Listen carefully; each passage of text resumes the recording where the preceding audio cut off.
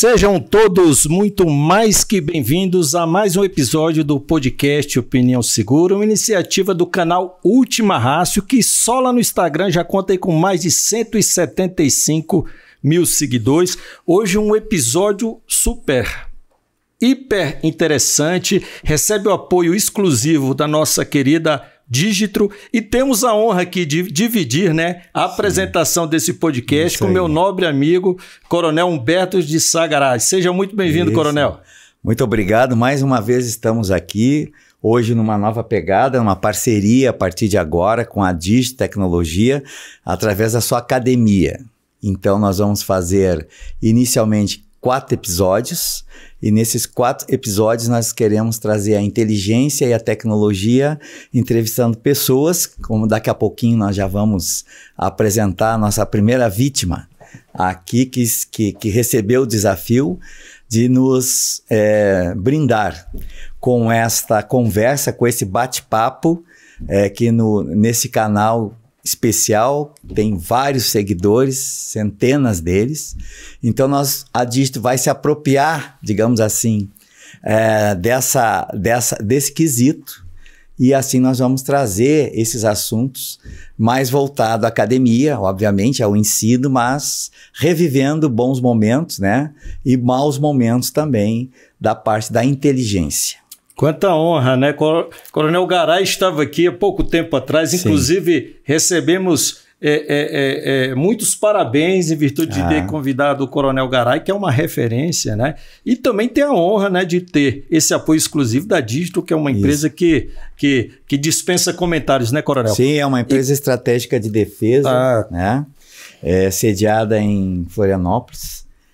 Fabricante do Sistema Guardião, desde os anos 2000, fui um dos primeiros a ser administrador do Guardião, com muita honra, Na época ainda era a interceptação telefônica, ela continua, mas em razão da tecnologia, hoje os dados passaram a ser importantes. Até a gente fez um podcast sobre isso. Mas é isso, vamos lá. Vamos apresentar o nosso convidado, Nossa surpresa. Eu estou aqui. até com o livro dele aqui, também lançado pela editora Última Rácio. Sim.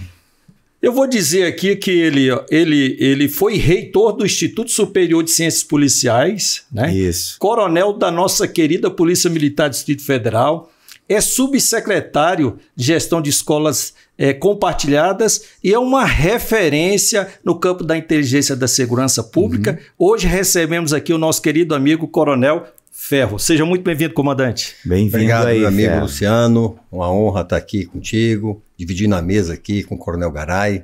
Estamos à disposição aqui para o nosso bate-papo. E, Coronel Humberto, eu me sinto aqui muito honrado, porque o Coronel Ferro, ele foi meu professor na academia, meu primeiro comandante na academia, foi o chefe da equipe de tiro, nos ensinou a atirar. Então, assim, eu fico muito honrado e, ao mesmo tempo, é muita responsabilidade de entrevistar o senhor, que é uma referência quando o assunto é a inteligência da segurança pública. E eu estou aqui com 2 lendas, Vai ser um bate-papo muito interessante, E eu estou aqui mais para coordenar os trabalhos, porque o conhecimento está aqui ao meu lado. Muito obrigado. O Ferro, eu tenho a honra de tê-lo aqui, novamente. Só para vocês terem uma ideia, nós nos encontramos na ativa. Ele era da Polícia Militar do Distrito Federal e eu da Brigada Militar do Rio Grande do Sul. Eu ainda, nas funções de administrador do Sistema Guardião, fazia todas as interceptações telefônicas do Rio Grande do Sul, e o Ferro era a nossa referência num quesito que talvez eu até nem conversei com ele. Mas ele era, na época, a pessoa que mais detinha conhecimento sobre rede de relacionamentos. Tu vai lembrar disso, Na época era uma coisa nova que a gente precisava ver, principalmente nos telefones, quem ligava para quem, qual era o telefone, o interlocutor que conversava com outros alvos, e nós não tínhamos nenhuma noção gráfica, e era só planilha eletrônica, então ficava difícil de fazer isso. E o Ferro nos brindou na época com um artigo inovador, e nesse artigo ele já colocava arestas, né? Já colocava a questão de atributos, já colocava a questão de identidades dentro da rede, ou seja, ele trouxe a metodologia, né? Que na época nós fazíamos, Ferro, era com LAN. Nossa, agora, né, a gente volta ao século XX, né? Era recorte de fotografias dos alvos com LAN e aqueles pininhos, né? Mapa de pinos. Um mapa de pinos. E manual. A gente colocava na cortiça, que era um pedaço de cortiça que ia colado no Celotex na época, né?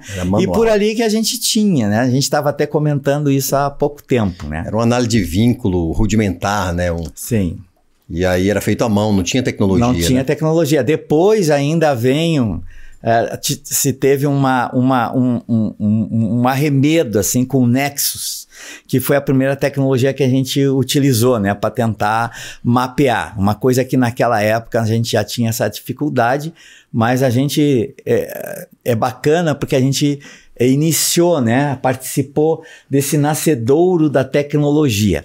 E aí, já roubando essa parte, né, como a gente passou por essa fase, eu pergunto ao Ferro, né, vendo hoje meus alunos, na época que a gente não tinha mapa, era tudo da primeira divisão de levantamento do Exército, lá em Porto Alegre, que a gente tinha as estações radiobase no mapa, e aí esquadro, transferidor, né? E réguas. A gente ia ali calculando a coordenada geográfica, plotando, vendo qual era a potência. Essa era a forma. Não tinha Google Maps, não tinha Google Earth, não tinha nada. Era isso.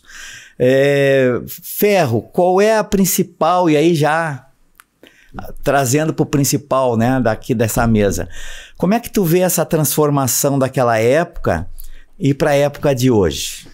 Vamos lá, eu lembro dessa época, Coronel, tem bastante tempo, né? Sim, tem bastante tempo. O senhor tinha uma função lá na Secretaria de Segurança Pública, e a Secretaria de Segurança Pública é que centralizava as interceptações telefônicas, né? E eu, muito jovem, fui trabalhar na instituição que antecedeu a Agência Brasileira de Inteligência, né? Em 1995, eu fui convidado a trabalhar na Casa Militar da Presidência da República, e dentro dela tinha uma Secretaria de Inteligência da Casa Militar da Presidência da República. Em 1995, era uma Subsecretaria de Inteligência da Casa Militar da Presidência da República, que herdou as instalações e o pessoal do antigo Serviço Nacional de Informações, o SNI, que foi extinto em 90 pelo presidente Collor, né? Então eu vivi a transição do SNI para a BIM, porque a BIM só é criada em dezembro de 99. Então eu vou para a BIM em 95, né, para o antecessor da BIM, e ali eu fico por 16 anos, né? Só saio de lá em 2000, novo, né? O senhor foi muito em novo, 2013, né? Ali eu fiquei metade da minha carreira eu fiquei lá. Foi como tenente? Qual era o teu tenente, posto? saí de lá. O senhor é da academia, que foi nosso comandante. Isso, da academia, lá, né? Segundo tenente, eu fui para a Secretaria de Inteligência da Casa Militar da Presidência da República, e que 5 anos depois se transforma na Agência Brasileira de Inteligência, em dezembro de 99. A história viva da BIM aqui na E realmente, eu não sei se eu fico feliz, se eu fico triste, né? Porque foi meu cadete aqui, eu era tenente, comandante da companhia dele, né? Ele primeiro ano de academia, já é antigo. Bicho. Então, né, era bicho. Olha, super antigo hoje na corporação. Sim. Importante, um acadêmico, uma referência na Polícia Militar do Distrito Federal, doutorado em Coimbra. Inclusive, ele me apresentou, fizemos uma viagem a Portugal, né, institucional. Conhecemos o Instituto Tecnológico de Porto e também fomos a Coimbra. Fomos fazer um curso de contra-inteligência. Fizemos lá, tem coisa que é sigilosa, mas tudo bem, você já vazou. Sim. E aí fizemos um curso de contra-inteligência, né, na PSP, não é isso? Contra-terrorismo. Contra-terrorismo. Né? Já faz dentro da contra-inteligência, tá certo. Não é? E aí realmente, existe um artigo, eu escrevi um artigo há muito tempo atrás, que é Inteligência de Segurança Pública e Análise Criminal, né? Aí, Coronel Garay, o senhor falou das origens, né? Da relação de vínculos, né? Da tecnologia voltada à análise de vínculos.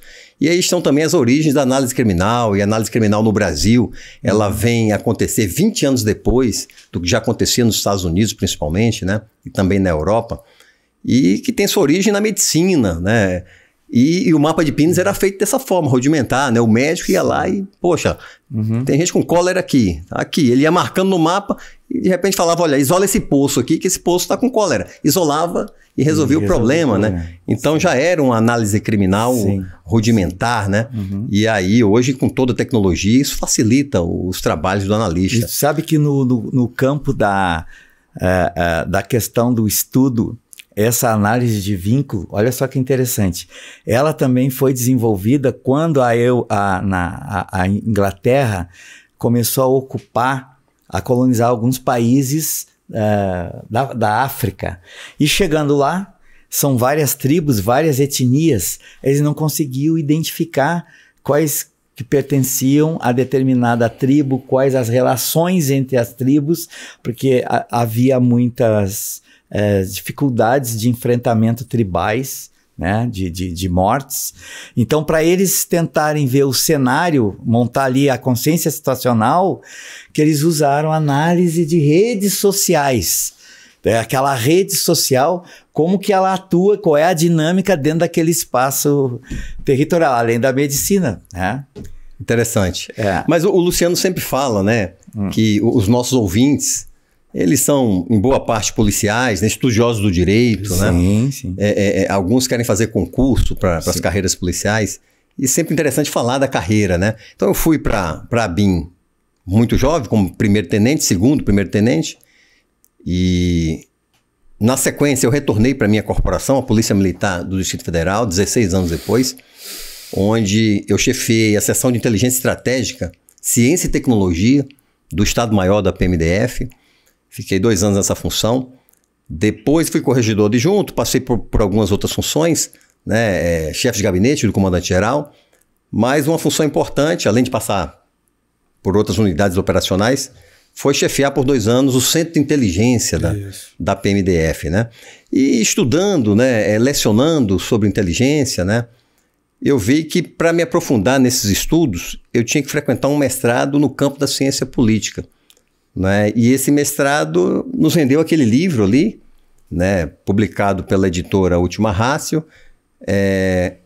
Ele vai abordar as técnicas operacionais, um livro voltado para as operações de inteligência, com recorte para a inteligência de segurança pública, e ali analisamos cada uma das técnicas operacionais na sua base legal, né, o que o agente pode fazer, o que ele não pode fazer, né, quais são as prerrogativas do agente, quais são os seus limites também. A ética também. Né, os princípios éticos que regem, né, a atividade de inteligência. Abordamos tudo isso nesse livro. Então, e na sequência, depois de ter frequentado esse mestrado, eu recebi um convite para ser o reitor do Instituto Superior de Ciências Policiais, o ISCP, né? Fiquei por 1 ano nessa função. Então, 30 anos de carreira. Hoje nós estamos na Secretaria de Segurança Pública do Distrito Federal, uma honra, porque no momento que a Secretaria tem os melhores indicadores de segurança pública da sua história, de toda a base histórica registrada, hoje a gente tem os melhores indicadores de segurança pública em que pesem os desafios, né, as dificuldades de pessoal, mas aí mais uma vez, vem a tecnologia, vem a ciência nos ajudar, né? Hoje a Secretaria de Segurança Pública ela é mais eficiente porque ela produz mais com menos, né? Aplicamos uma filosofia de integralidade. Existe um programa de segurança pública, que é o programa DF Mais Seguro. Então, todas as áreas integradas, mas não só integradas. Não só as instituições de segurança pública, mas toda a sociedade, suas entidades representativas, conselhos comunitários de segurança, até entidades privadas participando da segurança pública, como determina o artigo 144 da Constituição Federal, no seu caput, né? Exato. Ao dizer que segurança pública é dever do Estado, responsabilidade de todos. Essa fala do coronel remete muito à questão da importância do papel, e falo isso até porque estou ombreado lá com o Coronel Ferro, né? Tive a oportunidade de trabalhar por umas 3 ou 4 ocasiões em projetos, né? E estamos hoje na Secretaria de Segurança Pública, e além dessa integralidade, uma integralidade alimentada pelo conhecimento científico, né? Temos câmeras temáticas, né? E o senhor falou muito, a caminhada do Coronel Ferro é muito sugestiva, né? Por conta da experiência no campo da segurança pública, experiência na ABIN, experiência também na nossa instituição de ensino e também na publicação do livro.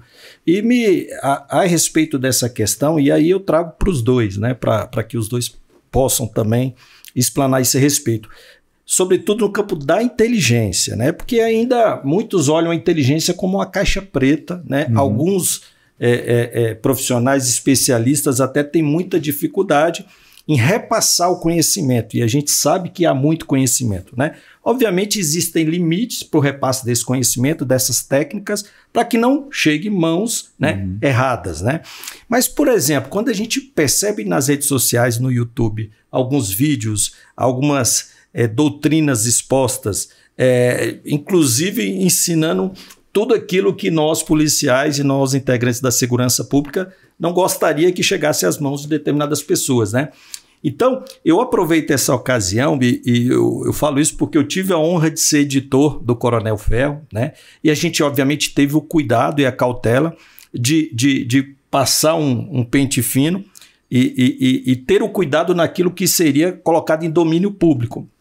Mas a gente não pode fazer isso de maneira exacerbada, porque senão o conhecimento ele não é transmitido, né? Não é repassado para gerações que vão nos seguir, né?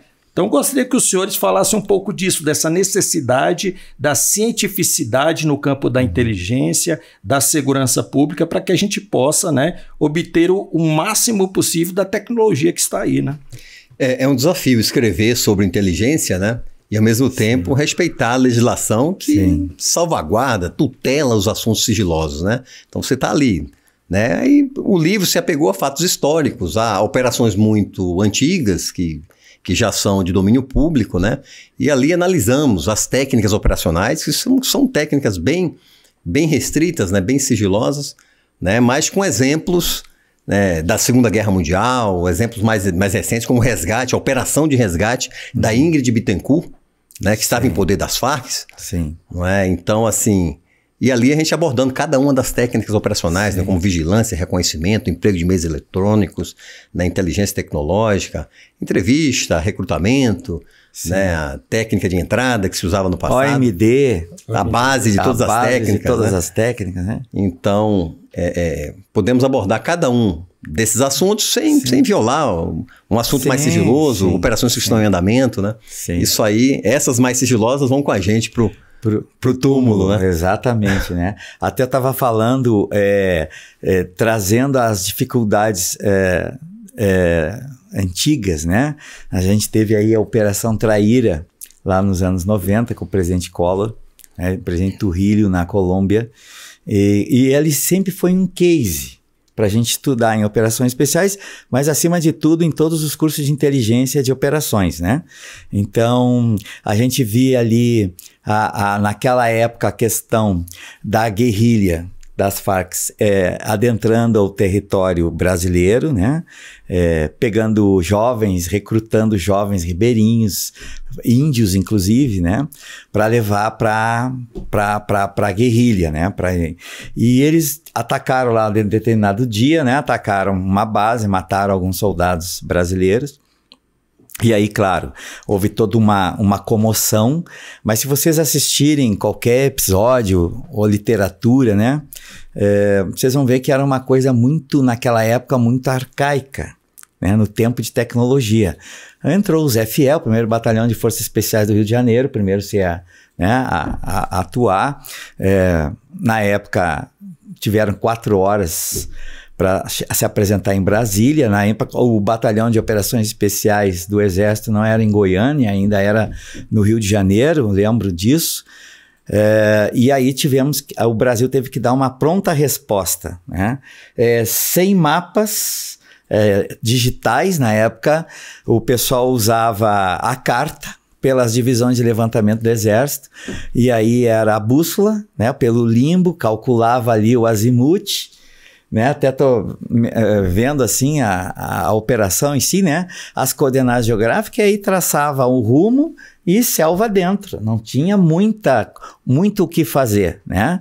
E mesmo depois eu ainda assisti equipes americanas treinando no Centro de Instrução de Guerra na Selva, chegavam com helicópteros cheio de equipamento, e aí chegava a copa das árvores acima de 40 metros, chuva, o GPS não funcionava, que a gente não tinha ainda. Era uma questão americana, né? Um lançamento na época. Então, assim, começou a sair da época das cavernas, digamos assim, né? Da rusticidade. Do homem de inteligência, ele tinha que se virar muito mais, né? Tu é dessa época, e em contrapartida hoje nós temos muita tecnologia que também tem dificuldade de se virar com a própria tecnologia, e ainda quando ela falha, o terreno, a ação ela não proporciona condições de infraestrutura técnica para isso. Queria que tu falasse um pouco sobre essa questão aí. Exatamente nessa época aí, né? Primeira metade aí da década de 90. Isso. Eu ainda testemunhei nas instalações que hoje são da ABIN, né? Dentro das instalações da antiga ESNI, hoje a ESINT, Escola de Inteligência da ABIN. Que era uma universidade, né? Sim, era uma escola de inteligência, uma verdadeira universidade, né? Instalações amplas, muito modernas para a época e são até hoje, de muito boa qualidade. Né, o stand lá da ABIN, ele não pede para nenhum outro stand de polícia de primeiro mundo, né? Sim.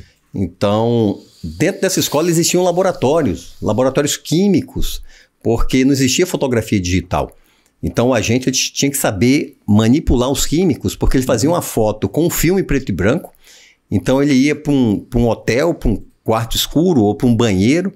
Ali ele tinha um tecido preto, onde ele reproduzia ali uma câmara escura, ele enrolava o filme numa espiral, colocava dentro de um tanque de revelação, ali ele colocava os químicos, cronometrando o tempo, agitava aquele tanque, para depois de 1 hora de processamento químico, ele verificar se o negativo tinha ali uma foto, né?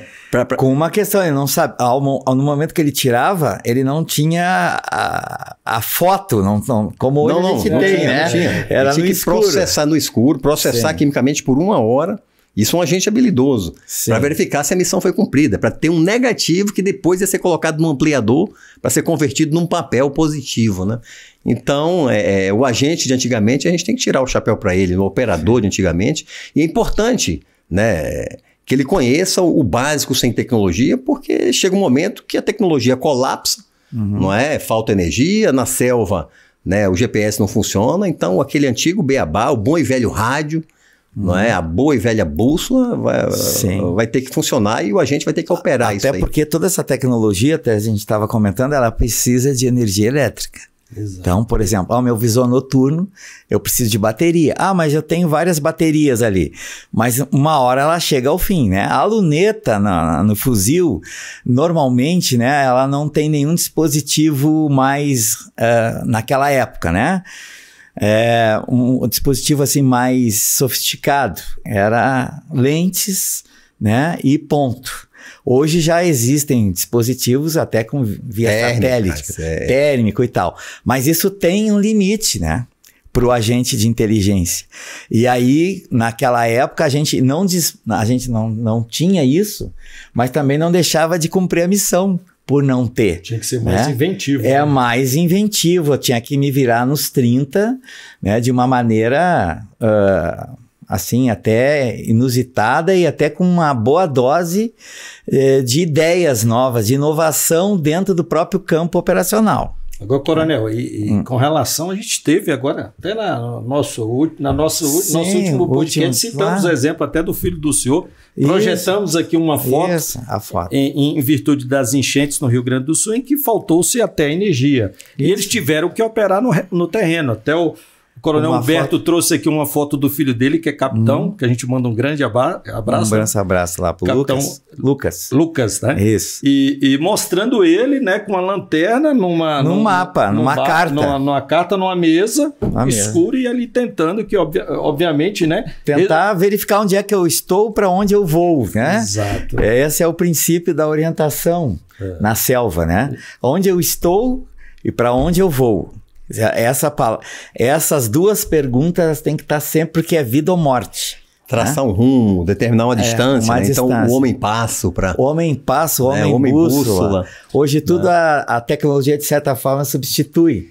E onde eu estou no mapa, né? Eu tenho uma carta mandando onde eu estou. A boa e velha interseção a ré. Você tem um monte ali que está na carta, você tem ali um outro ponto de referência, você traça os azimutes intercede, você acha na carta exatamente. E aí, como cadete, olha, o trabalho, olha o trabalho que eu... E como cadete, a gente está na academia ali e fala, pô, pra que isso? Você tem tecnologia, né? Hoje eu tenho... E é um erro, né? Sim. A gente deu exemplo aqui agora. O pessoal, o pessoal que não é da inteligência tem uma parte muito bacana que é a história cobertura. Sempre me dei bem nessa parte, né? Então a gente estudava história cobertura case. Aí um instrutor, que a gente não vai revelar o nome, né? Eu estava no Rio de Janeiro, até depois tinha um filme parecido, né?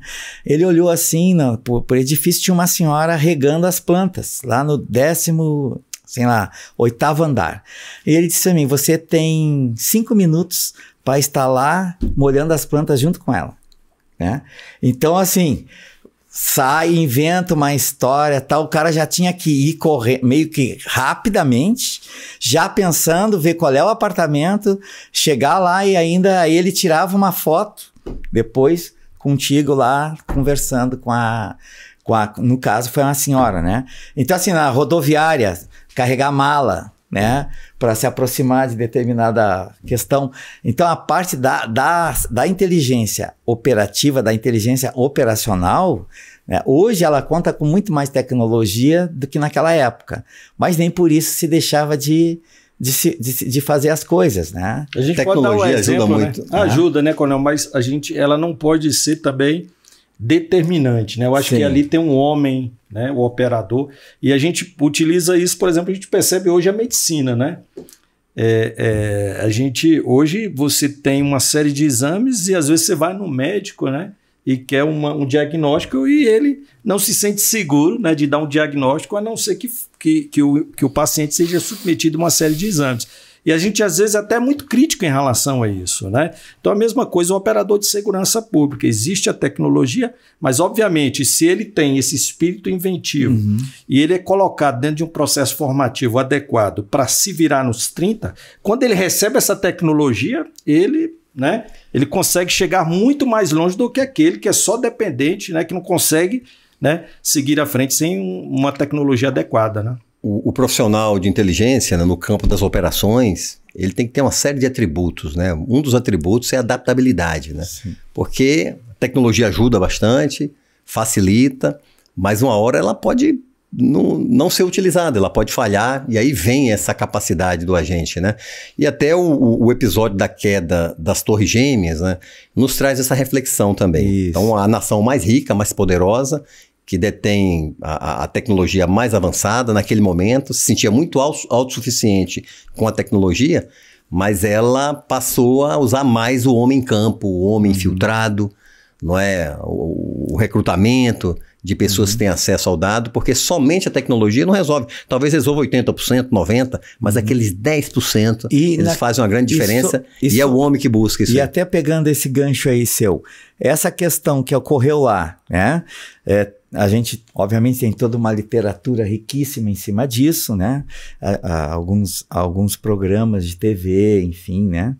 Essa integração de dados entre os próprios órgãos de governo, que me parece que acabou sendo uma das questões que auxiliou, digamos assim, as ações terroristas, essa falta de integração. Já em 2001, né? Inclusive a gente voltou à BIM, porque ela é signatária de alguns protocolos, e a gente foi fazer um estágio ali de curso antiterrorismo. Né? Tem o contra-terrorismo e o antiterrorismo, né? E como é que tu vê isso?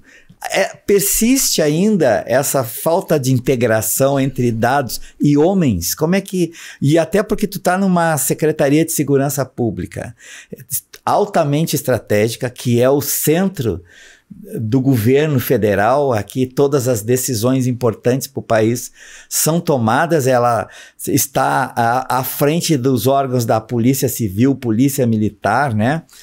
Como é que tu vê essa questão? Nós superamos, até que ponto a gente superou isso ou não? Evoluímos bastante, né? Existe um filme que se chama Nova York Sitiada, que ela mostra exatamente isso, né? As instituições de defesa, e de Segurança Pública, cada uma detinha ali fragmentos da informação e elas não compartilhavam esses fragmentos, né? Entendendo que iam perder espaço, iam perder poder se entregassem àquele conhecimento, aquele fragmento de conhecimento. E isso acontece no filme, acontece na vida real, né? Na arte, acontece na vida, como aconteceu no episódio da queda das Torres Gêmeas dos Estados Unidos, né? É falta de integração, né? Se verificou depois que as forças policiais e de defesa, elas tinham fragmentos de informação e não compartilharam, né? Não houve a devida integração. Não houve a produção do conhecimento, dos dados para a produção do conhecimento, né? Então, cada um ficou com uma pecinha do quebra-cabeças ali e isso não foi compartilhado, não foi integrado. Hoje, na Secretaria de Segurança Pública do Distrito Federal, nós não somos somente integrados, né? As forças policiais hoje compartilham os dados, né? Os sistemas eles são integrados e não é só isso, não é só a integração das forças policiais. Hoje nós temos a integralidade, como eu já falei aqui. Uhum. Então, não só com as forças, mas as entidades privadas, né? Hoje, no Distrito Federal, se uma mulher precisa de um Uber para fazer o registro de uma ocorrência por conta de violência doméstica, ela não vai pagar aquele Uber, porque a Secretaria de Segurança Pública buscou, né, apoio até de entidades privadas como a empresa Uber, né? Parceiros. Então, câmeras privadas. E isso, São Paulo nos dá esse ensinamento, né? Então, é compartilhado com a força policial, né? Ou seja, todo mundo sai ganhando com isso. E aí, por isso que a gente volta a fazer referência ao artigo 144, responsabilidade de todos. Então, né? É fundamental, até puxando aqui um pouco para o meu lado, a questão de estabelecer políticas e estratégias de segurança pública voltada a essa integração. E quais são assim, até para tornar a coisa mais prática, porque o público que nos assiste depois me cobra, né? E me cobra bem, para ser mais assim pragmático, né? Sair um pouco do espaço sideral e caminhar sobre o plano terrestre, né? Quais seriam as principais? Como que vocês conseguiram? Por exemplo, assim, tu falou uma coisa que pode parecer muito simples. A mulher que se sente agredida, que é agredida ou se sente ameaçada, enfim, e tem toda uma proteção, e o Estado tem essa obrigação, com certeza, de dar essa proteção, né, para evitar danos maiores. E aí o senhor tocou assim, não, ela quando vai, ela não precisa nem pagar o Uber, né? Como é que você chega? Isso é só um pedacinho que me chamou bastante atenção. Pode ser muito simples, muito barato, mas veja aonde que a política de segurança pública chega. Na preocupação do deslocamento da pessoa até o ponto da delegacia, ou enfim, né, para registrar. E o retorno até a residência. E o retorno até... Como é que fica isso? Como é que chega nisso? Né? Isso é só um exemplozinho que a gente está dando, né? Sim. Mas é a política pública, né? E o uso da ciência também. Então, o Luciano fez uma pequena referência aqui, que eu quero destacar. A Secretaria de Segurança Pública do Distrito Federal, ela tem câmaras técnicas de estudo do feminicídio, por exemplo, não é? E de outros fenômenos da segurança pública. A gente entra na ciência policial, né? A ciência vem e orienta a atividade policial, nos dá o caminho, né? A ciência é eficiência, né? Sim. Então é buscar as melhores práticas, os melhores modelos, considerando a nossa realidade, né? Então a ciência nos aponta a melhor direção e o gestor público se vale disso, né? É o policiamento orientado por problemas, o policiamento orientado pela inteligência, não é? Então, no lugar de ficar tateando às cegas, né, a atividade policial ela vai na essência do problema, né? Vai na regra 80-20, na regra de Pareto. Se eu atacar esses 20% de causa, eu tenho 80% de resultado. E aí dentro disso, até por curiosidade, né? Na época, eu servi na Secretaria de Segurança Pública do Rio Grande do Sul, na época era o Departamento de Inteligência Estratégica e tal, a gente não tinha toda essa desenvoltura que hoje as secretarias, de modo geral, têm, né? Mas essa composição, o secretário, por exemplo, vamos para o ente político, né? Como que ele vê isso? de que maneira ele traz a vantagem para ele, para a governança dele, né? Ele dá esse apoio, vocês convencem ele, há um estudo de Estado maior e é colocado para ele analisar, trazendo todas as vantagens. Como é que está isso hoje? Hoje está muito avançado, né? O Brasil avançou muito nesse quesito.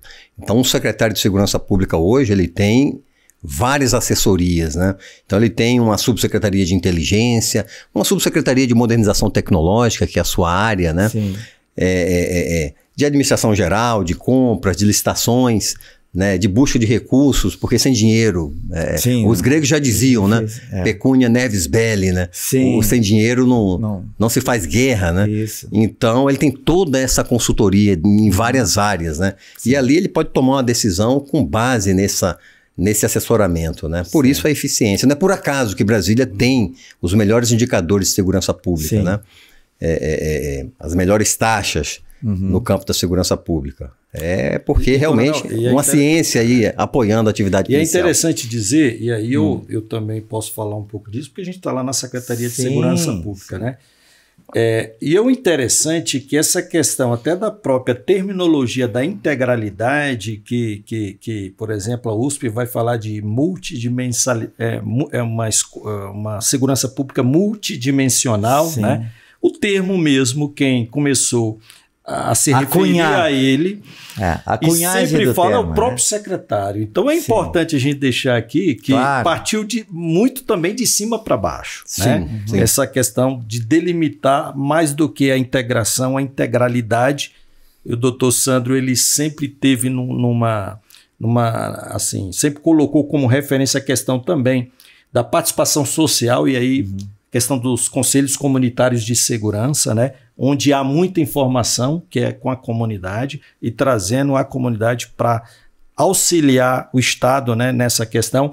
Então, ele partiu um pouco também de cima para baixo. Isso é importante, né? Mas nem sempre o Estado vai ter um secretário que tem essa visão sistêmica e, obviamente, a assessoria que vai ter essa obrigação, né? O nosso secretário de Segurança, o doutor Sandro Avelar, ele é um homem muito experiente, né? Inclusive presidente do CONSESP. Ele é o presidente do Conselho Nacional de Secretários de Segurança Pública, né?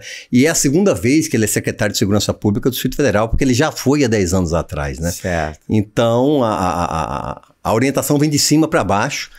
E ele tem um apoio do nosso governador do Distrito Federal, que é o governador Ibanez Rocha. Então, é um conjunto de fatores, é uma conjugação de fatores. É a liderança da autoridade, né? Das duas autoridades aqui. Então, a segurança pública hoje está em boas mãos, né? O nosso governador apoia e estão aí os resultados. Ótimo. Mas eu vou colocar um temperinho a mais nessa questão. Vamos lá. Que é a questão da tecnologia. E digo isso porque, e quando a gente está falando de integração ou de integralidade, a gente percebe que hoje, por conta da imensa gama de possibilidades, inclusive custos bastante razoáveis, né? Tecnologias inclusive gratuitas que está hoje, que obviamente o aparato de segurança se utiliza também. Obviamente é mais adequado uma tecnologia que você tenha uma segurança maior, né? Em virtude dos meios que são aplicados, né? E essa tecnologia, coronéis, né? Coronel Ferro, Coronel Humberto, ela meio que está obrigando as forças a integrar, porque ela é tão adequada a essa integração que não tem mais justificativa para não integrar. O senhor concorda com essa afirmação?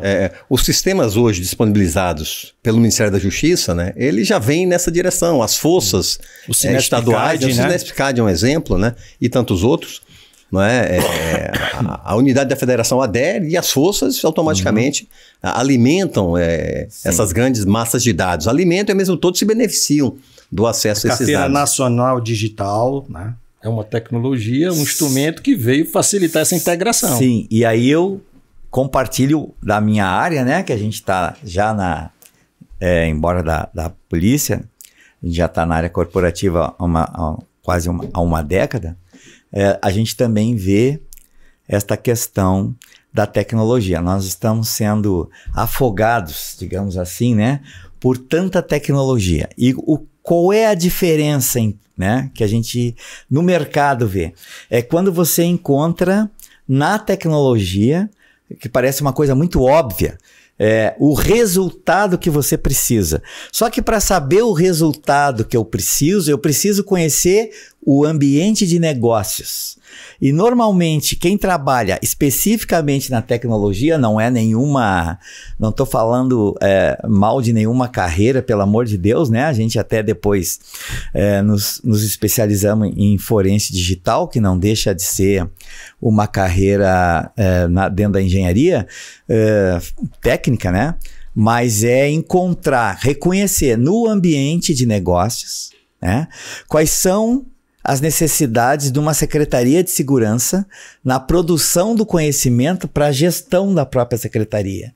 Então é esquematizar, não é o software em si que vai resolver, mas a maneira como eu vou utilizar o software, a maneira como eu vou dispor e principalmente que aí entra a nossa área, né? Aqui eu fui comandando a academia, então todo mundo aqui tem um compromisso com o ensino, que é o próprio agente utilizando de uma maneira correta aquela tecnologia que às vezes há investimento de milhões e não é utilizado em toda a sua plenitude, né? Então, como é que fica isso aí essa parte aqui que eu estou colocando? Assim, quem produz a tecnologia tem que conhecer a área de negócio, né, do usuário da tecnologia, né? Eu, quando chefiei o Centro de Inteligência da PMDF, eu frequentei um curso em Israel. E lá também eu visitei empresas de tecnologia, né? E o pessoal da empresa me entrevistava, me perguntava como é que funciona a interceptação telefônica no Brasil. Claro. E eles iam anotando lá no idioma deles, né? De trás para frente, porque eles precisavam compreender a gente é verdadeiramente entrevistado dentro da inteligência, né? Sim. E a gente conhece a técnica, já sabe o que está acontecendo. Já está acontecendo. E ali uma via de mão dupla. Eu tinha que cumprir a minha missão, ele estava cumprindo a deles. E aí tem aquelas informações de sacrifício que ambos os lados têm que ceder, né? É óbvio, né? E aí o que acontece? Eles precisaram compreender que a gente tem um Conselho Nacional de Justiça que controla, né? Existem resoluções do CNJ que orientam como funciona a interceptação telefônica no Brasil, com seus devidos controles, né? Com autorização judicial, para fins de investigação criminal ou instrução processual penal somente, como está no texto constitucional, inciso 12 do artigo 5º, né? E também na Lei 9296 de 96, que regulamenta esse inciso 12, e todas essas resoluções do CNJ, porque para eles, como assim? E tem que ter uma autorização? Tem, ué. Tem. Aqui, né? Um país democrático, ótimo. Tem que existir esses controles e o meu livro fala disso, né? São os controles do Estado, né? O Estado tem que ser forte, poderoso para promover segurança. Como Hobbes já dizia, né? Tem que ser um leviatã, mais forte que a soma de todos os homens. Mas tem que ter um limite, tem que ter um controle. E que seja possível auditagem também, né? Também, os devidos registros, né, o devido processo legal, para permitir uma futura transparência, para permitir um futuro controle. E tudo quando a gente fala de segurança pública, a gente está falando de prova e dessa obtenção e, obviamente, da reprodução em juízo e há toda uma obrigatoriedade. E se não tiver toda essa formalidade, todo esse controle, esse cuidado, não vai ter utilidade. Não vai ter utilidade nenhuma lá na frente. Basta só a tecnologia. Nós batemos muito isso enquanto na ciência da forense, né? Que é a manutenção da cadeia de custódia. Eu só vou ter a ampla defesa e o contraditório se o que foi produzido durante a investigação for colocado na mesa de uma forma transparente e dado, querendo ou não, né? A gente é policial, querendo ou não, a oportunidade de quem está sendo acusado, da sua defesa, avaliar, pedir inclusive um laudo técnico em cima daquele laudo técnico que foi feito pelo próprio Estado, né? E aí eu exerço a ampla defesa e o contraditório. É aquele pêndulo, né? Vai e retorna, né? E aí sim eu vou ter, digamos assim, um processo justo, de acordo com a Constituição. Dentro da regra do direito. Dentro da regra do jogo. Né? Então tem isso. Mas aí eu vou puxar agora, já que o tempo se avança, né? E eu tenho uma pergunta bastante, eu acho que ela é significativa aqui na mesa. Ferro, né? Loyola. Há 30, 20 anos atrás, o crime organizado, ele não era tão organizado. Certo? A gente já conhece a história aí, a gente participou, estava na rota quando aconteceu o problema lá no Carandiru, não que eu tenha participado, eu era aluno, né? Fui lá pro Carandiru depois de 2, 3 dias para ver como é que foi e tal, enfim, né? Não existia isso, isso foi um movimento a partir do final dos anos 90, início dos anos 2000, né? Esta questão do crime organizado hoje, que está estruturado em várias, ele tem uma estrutura corporativa, né? De sintonias, fazem negócios, por exemplo, de inteligência. Em determinada área eu preciso captar tantos milhões, mas eu não tenho armamento, mas aí o Comando Vermelho naquele ponto ele cede o armamento para o PCC. Estou falando aqui uma questão fictícia, mas que ocorre, né? E aí ele empresta, por quê? Porque o negócio é bom para os dois. Né? É o velho ditado, é raro, mas acontece muito. É raro, mas acontece muito. Como é que fica essa questão da inteligência frente a essa questão complexa do crime organizado? Vamos lá, a gente já falou aqui na mesa, né, que... Sim. Houve um avanço muito grande das forças policiais brasileiras, no campo científico, tecnológico, né? Elas são muito mais eficientes hoje no Brasil inteiro. Mais conectadas, né? Integradas, conectadas, né? Profissionais mais capacitados, né? A ciência sendo utilizada em benefício da atividade policial, a tecnologia também. Né? Então é um outro momento hoje. A gente que tem a cabeça branca, a gente viveu dois momentos, né? 30 anos atrás, 40 anos atrás e hoje. Né? Então, foi analógico e agora está aprendendo hoje a ser digital. Hoje somos digital, né? Dia a dia, né? É isso aí. Por outro lado, é o jogo do gato e do rato, né? O crime organizado avançou bastante no Brasil também. Uma referência importante no Brasil, um livro importantíssimo, se chama Estação Carandiru, de Drauzio Varela. Eu recomendo a leitura. Sim. Hoje. Por que Drauzio Varela? O senhor falou do presídio do Carandiru. Sim. Drauzio Varela foi médico do presídio do Carandiru quando ele funcionava. Ele era um médico. Ele tinha muita informação. Atendia bem os presos e os presos o respeitavam muito. Então ele dialogava muito, conversava muito com os presos, um verdadeiro entrevistador. Né? Os presos eram postos de liberdade e continuavam se comunicando com ele por cartas na época. Não é? Então, Drauzio Varela reúne esses relatos, essas cartas, né? Essa sua experiência como médico do então presídio do Carandiru, e ele escreve o livro Estação Carandiru. Um dos personagens, um dos capítulos, né, é dedicado a um dos personagens que é Claudiomiro, que foi um assaltante de bancos. Sim. Então, lá, o nome do capítulo é Claudiomiro. Né? Então, Claudiomiro, ele explica para o Drauzio Varela, e o Drauzio Varela coloca no livro, né? Ele explica como é que ele fazia para assaltar um banco. Então, ele aplicava todas as técnicas operacionais, né, da atividade de inteligência.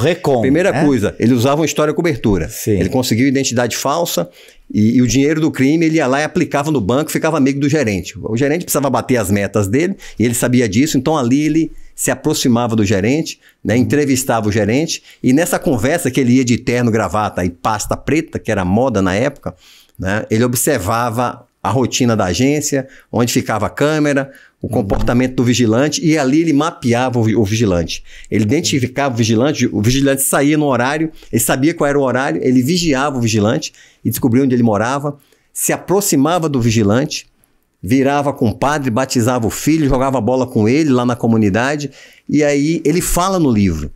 Primeiro ele se aproximava, meses se aproximando. História cobertura. Aí depois, né, de história cobertura, de recrutamento, né, de aproximação, abordagem. E aí anos depois é que ele buscava a fita, ele abordava o sujeito, dizia, e convencia, né, e tinha habilidade com isso, dizia, olha, tu ganha muito pouco, eu tenho um esquema aqui que você vai ganhar muito mais, me passa a fita, que hora chega o carro forte, como é que funciona, quem tem a chave do cofre, porque você não vai nem participar. Eu vou te dar um percentual e assim ele aplicava as técnicas para o crime, para o mal, né? Um sujeito como esse, se ele fosse um CEO de uma grande empresa, né? Essa empresa, né, ia ter muito sucesso porque o sujeito é inteligente, só que usava a inteligência dele pro mal, né? E essas habilidades todas que eu citei para o mal. E assim o crime organizado cresceu no Brasil, avançou bastante, e é um desafio para as forças policiais que também avançam, e a gente fica, né? É a ação e a contra-ação, né? A medida e a contramedida, como é na tecnologia, você tem um avanço, aí vem uma contramedida, você tem um GPS que rastreia um caminhão de carga muito cara, mas aí o assaltante de carga, ele tem lá um capeta que chama, né? O capetinha. É um conjunto de antenas, um equipamento que tem um conjunto de antenas que bloqueia o sinal do celular. E aí vem um outro equipamento mais avançado que o capetinha não funciona, eles desenvolvem outro, e assim é a guerra tecnológica, né? Assim é a guerra da inteligência, e assim é a guerra, né, no campo policial. O crime avançou sim, mas as polícias estão muito mais preparadas hoje. Estão avançando. E o grande problema nesse aspecto, né, e a gente pode dar o exemplo, por exemplo, da questão do armamento, né?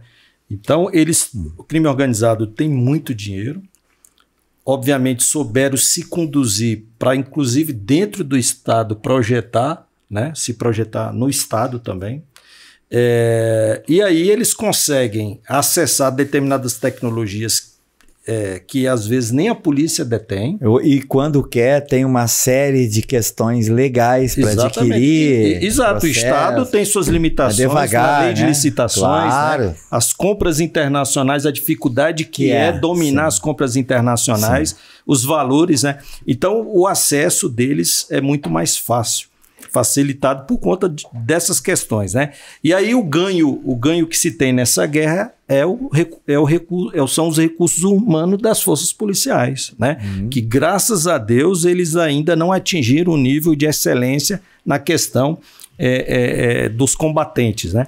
E quando a gente vê o risco e o perigo disso tudo que a gente está falando, é as recentes situações de emprego de drone por parte, né, dos traficantes, né? Aquilo que a gente está vendo e assistindo na Ucrânia, eles já começam a se utilizar desses artefatos no Brasil, né? As polícias no Distrito Federal hoje são muito bem preparadas, né? A Polícia Militar do Distrito Federal, aí eu tenho os dados na memória, há pouco mais de 10 anos atrás, ela tinha 16 mil homens. Hoje não tem 10 mil homens. E produzimos muito mais. Os indicadores, os números são melhores do que há 10 anos atrás. Exato. Né? Uma população que na época tinha 2 milhões e meio de habitantes, hoje tem 3 no Distrito Federal. Sim. Né?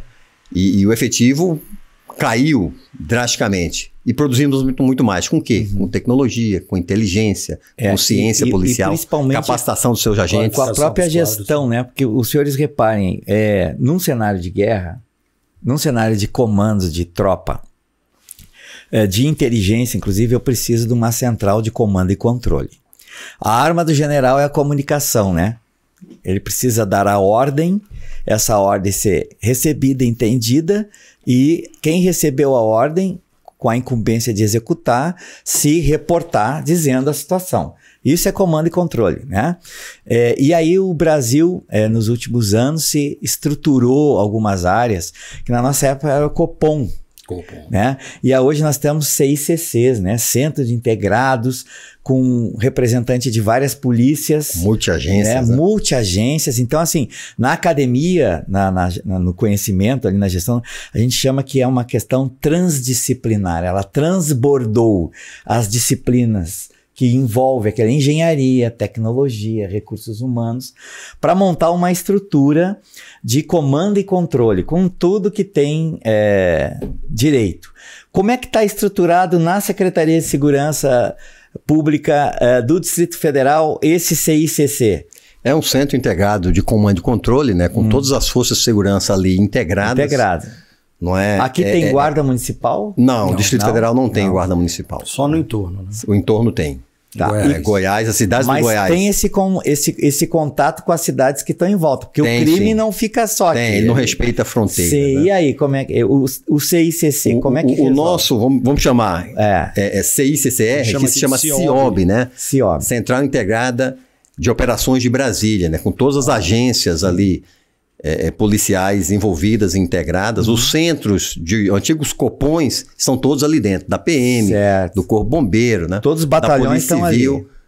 Todos estão ali. Embora cada batalhão tenha também a sua unidade ali, de rede, tem lá, que, né, em último caso funciona também. É como se tivesse ali um backup, né? Um plano B. Sim. Né? Se o batalhão se isolar, ele tem a sua centralzinha de comunicação. É sobrevivência local em tecnologia. E essa arquitetura tecnológica já foi construída para diminuir o tempo de resposta, né? Para tornar cada ação ali de cada instituição mais eficiente, também arquitetada para permitir análise criminal.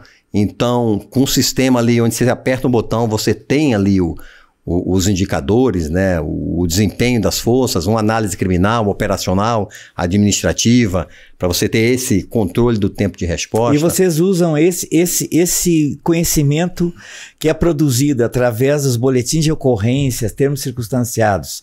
Tem uma parte que vai se ocupar desses dados para produzir algo uma análise de inteligência para fazer uma retroalimentação do próprio comandamento das unidades? Como é que fica isso? Além da área de inteligência que eu citei aqui, as áreas administrativas, não é?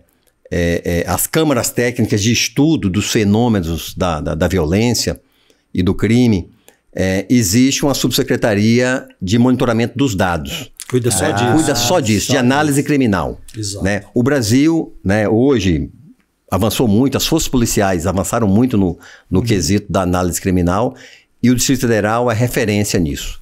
Né? Nós temos aí excelentes especialistas nessa área, e um ponto forte hoje da Secretaria de Segurança Pública do Distrito Federal também é essa subsecretaria de monitoramento dos dados, né? De análise criminal. O subsecretário Dr. Jorge está convidado Jorge. aqui. Já convidei ele. Jorge Provavelmente Couto. Vai estar aqui, Dr. Jorge Couto. Vamos lá. Olha, ó, sabe muito aí, né? Os próximos. O que mais? Nós temos aí, já estamos encerrando o tempo, né? Então nós estamos faltando 5 minutos. Eu acho que ainda dá tempo só de... O pessoal aqui da técnica já avisou. Mas eu acho que a gente poderia já, para finalizar, né? A última questão da inteligência artificial, né? Que eu acho que é um plus a mais da tecnologia, né? Sim. Então hoje a inteligência artificial, ela é um outro ingrediente, né? Isso. Que obviamente vai influenciar muito essa questão. E antes de eu lhe passar essa pergunta, é só uma questão, assim, hoje a inteligência artificial, que o senhor estava falando no início, né? A situação obriga o compartilhamento. A inteligência artificial, ela obriga o compartilhamento. Eu só vou ter a inteligência a partir do... Falar bem técnico, a partir do momento que eu distribuo, eu também compartilho meus dados para um determinado ponto, que esse ponto, seja lá qual for, né? Vai pegar os dados de outros, vai juntar e vai começar. Não é bem machine learning, né? Mas ele vai começar a fazer, vai permitir que eu faça uma estrutura de prompt, né? E que a partir dos prompts eu faço a dialética que eu falo nas aulas lá, que é a dialética, porque eu preciso conversar com a inteligência artificial. Então vem lá de Sócrates da dialética, né? Eu tenho lá uma tese e lanço, né? Aí vem alguém e diz, não é assim. É a antitese. A partir dali eu tenho uma síntese e crio, que é a dialética. Então, para usar a inteligência artificial, eu preciso conversar. E aí, para conversar, eu tenho que fazer as perguntas corretas. E nós, infelizmente, não somos treinados... Pergunta correta ou não? Aqui, ó. Nós não fomos treinados para fazer pergunta. A gente foi treinado para responder lá no primário. Responda, quem descobriu o Brasil? Então, 2 mais 4, e aí vai, né? E isso a gente vê a dificuldade hoje, inclusive do empresariado. Do empresariado que pega a inteligência artificial e leva para a questão corporativa, ele tem lá na base da empresa dele, tá todos os dados. A resposta está aqui. A questão toda é qual é a pergunta que nós temos que fazer para você ter essa resposta, né? E dito isso, como é que está a inteligência artificial aí na nossa Secretaria de Segurança, no Brasil? Como é que o senhor está vendo isso? Vamos lá, isso tudo que o senhor já deu uma aula aí de inteligência artificial, né? Até trouxe aqui tá aí o nosso Cubo Mágico. Uma aula aqui. Até o pessoal assistiu o podcast aqui com o doutor Humberto, que ele explica melhor essa questão que ele está falando aqui. Essa sua aula, Coronel Humberto, já nos traz uma reflexão. Não é? O profissional da segurança pública, assim como o profissional de inteligência, que a gente está tratando tanto aqui, né? Ele está condenado a não parar de estudar, porque a tecnologia avança de forma cada vez mais rápida, não é? E se esses profissionais não conseguirem acompanhar essa revolução tecnológica fulminante, acelerada, né? Ele não vai poder se beneficiar desses avanços todos. Né? E é esse o grande desafio para todos nós, até na nossa vida pessoal, né? Cada tecnologia que é lançada, se a gente ficar lá naquilo que a gente fazia 20 anos atrás, a gente não usufrui de de todas essas facilidades hoje que a tecnologia nos traz, né? Hoje, por exemplo, o chat GPT, né?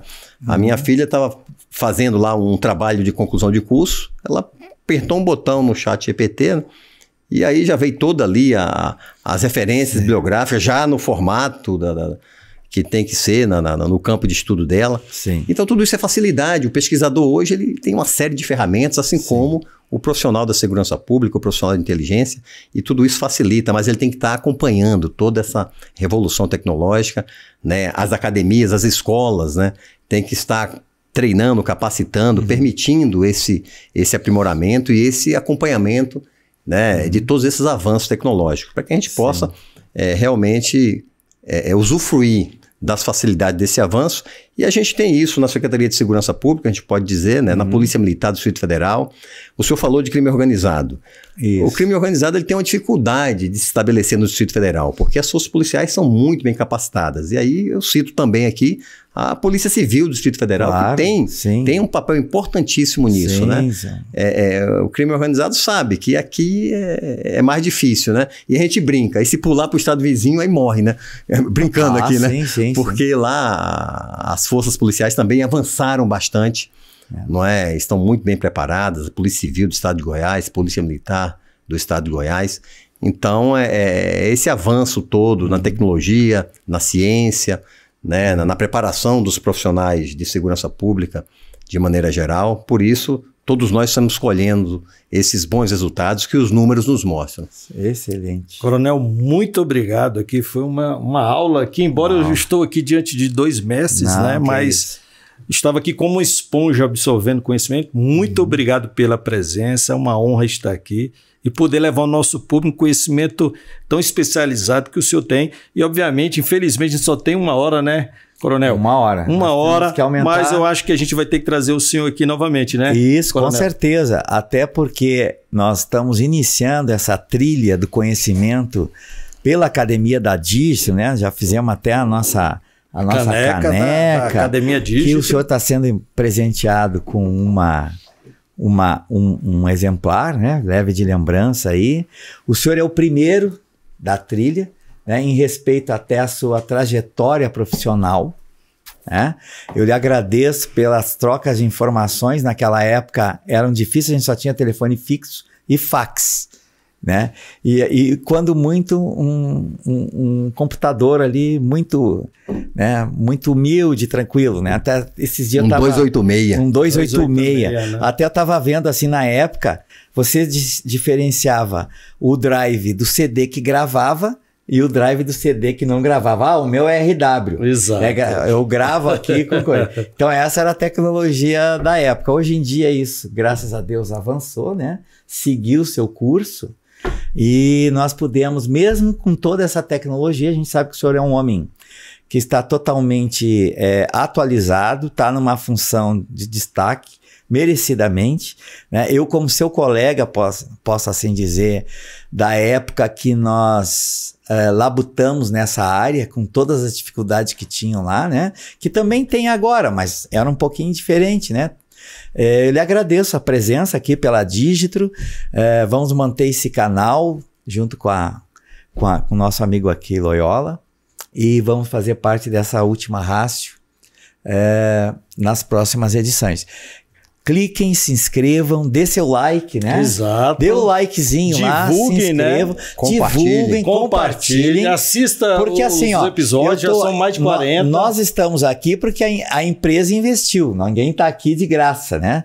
Então, nosso patrocinador, ele precisa ver resultado. Então, para que vocês conheçam outras histórias e nos acompanhem, por favor, nos auxilie, clique lá, dê o like, compartilhem, converse, sugiram quais os tipos de conversas, pessoas para a gente entrevistar, porque muito provavelmente isso aqui vai seguir essa jornada o ano que vem, né?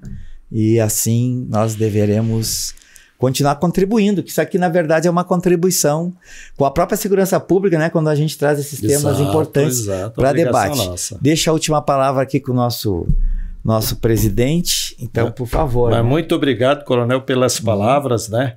e pelo trabalho que tem se desenvolvido pela Academia Dígito, que é uma referência hoje no Brasil. Sim. É uma empresa que se dedica, de fato, a entregar conhecimento adequado, sobretudo no campo da ciência policial e não só, né? Então, Coronel, muito obrigado. Na verdade, a última palavra é do senhor. Gostaria de agradecer imensamente. Eu quero agradecer, né? Exemplar. Vamos lá. Eu quero agradecer a oportunidade, né? É sempre um ganho cultural. O palestrante aqui é o último a falar. Exato. Tá? É um privilégio conversar aqui com essa sumidade, né? Coronel Humberto, né? Luciano Loyola, meu grande amigo. Não é? Então, agradeço a oportunidade. Dizer que o livro, né, Luciano, ele está quase esgotado. Essa primeira edição. Já esgotou a primeira edição.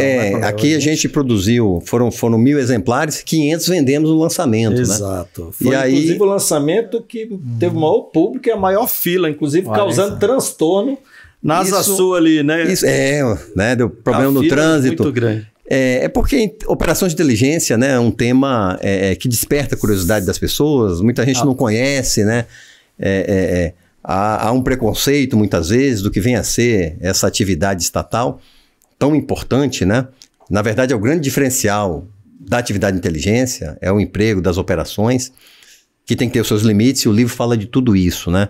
Então, Luciano, a gente está partindo para a segunda edição, revista e atualizada. Exato. Né? Hoje eu nem tenho mais esse aqui dos últimos exemplares, mas americanas.com tem lá, não é? Os últimos à venda ainda, e aí vamos lançar daqui a pouco. Né? Esse exemplar é do Dr. Humberto, pois né? Esse aqui já tem dono, já né? Já tem dono. Muito e obrigado. Aí vamos presenteá-lo. Muito obrigado aí. Pode fazer uma dedicatória, né? Depois nós vamos fazer.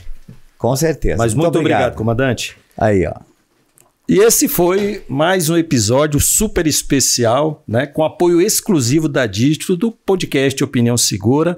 Espero que vocês tenham gostado e assistam, né, os próximos 3 episódios que teremos aqui com participação especial da Academia Dígito, Coronel Humberto, e terão outros, né, comandante? Sim, teremos outros com outras autoridades da área, né? E agora a gente fez aqui no primeiro um apanhado mais histórico e agora nós vamos ir avançando. Né, com a Polícia Civil e a Polícia Federal. Exato. Né, e algumas autoridades aí de Secretaria de Segurança. Muito obrigado a todos e até o próximo podcast Opinião Segura. Forte abraço.